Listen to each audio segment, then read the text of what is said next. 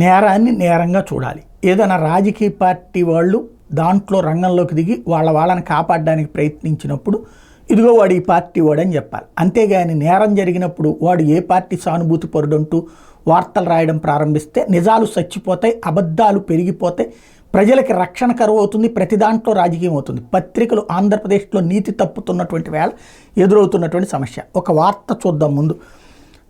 సభ్య సమాజం తలదించుకునేలా ఓ గిరిజన మహిళను పట్టుకు కట్టేసి వివస్త్రం చేసి చితకబాదిన సంఘటన అన్నమయ్య జిల్లా వీరబల్లి మండలంలో చోటు చేసుకుంది. మానవత్వం మరిచి తోటి మహిళని కూడా చూడకుండా గ్రామంలోని వైకాపా నాయకుడి ప్రోద్బలంతో సాటి మహిళలే ఈ దాడికి పాల్పడ్డారు. బాధితురాలి కథనం ప్రకారం అదే గ్రామానికి చెందిన అప్పటికే పెళ్ళైన ఒక వ్యక్తిని రెండో వివాహం చేసుకున్నారు. అతని మొదటి భార్య బంధువులు బుధవారం సాయంత్రం ఇంటికి వచ్చి బాధితురాలిపై దాడి చేశారు, చెట్టుకు కట్టేసి కొట్టారు.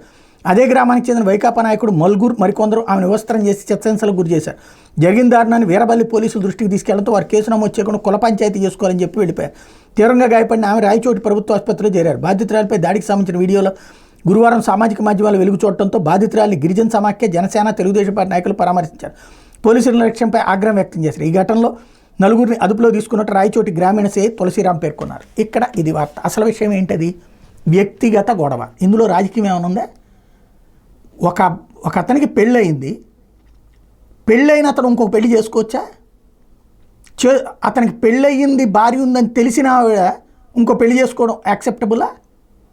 అది వ్యక్తిగత సంబంధాల గొడవ. దాంట్లో అమ్మాయిని వివస్త్రం చేయడం తప్పు, దాడి చేయడం తప్పు. లీగల్గా వెళ్ళాల్సింది ఫిజికల్గా వెళ్ళారు, కానీ అమ్మాయిది అనైతిక ప్రవర్తనే. అది వాళ్ళకి సంబంధించినటువంటి కుటుంబ గొడవ. దాన్ని తీసుకొచ్చి ఇక్కడ ఏంటి?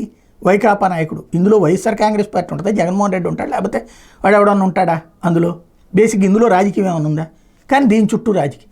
ప్రతి నేరాన్ని రాజకీయమయం చేసి చివరికి పోలీసులకి ఎటూ పనిచేయనీయకుండా చేసి దారుణమైనటువంటి పరిస్థితులకి ఆంధ్రప్రదేశ్ రిపోర్టింగ్ తయారైంది. ఈ దరిద్రం కనుక పోకపోతే ఆంధ్ర ప్రజలు అల్లాడతారు.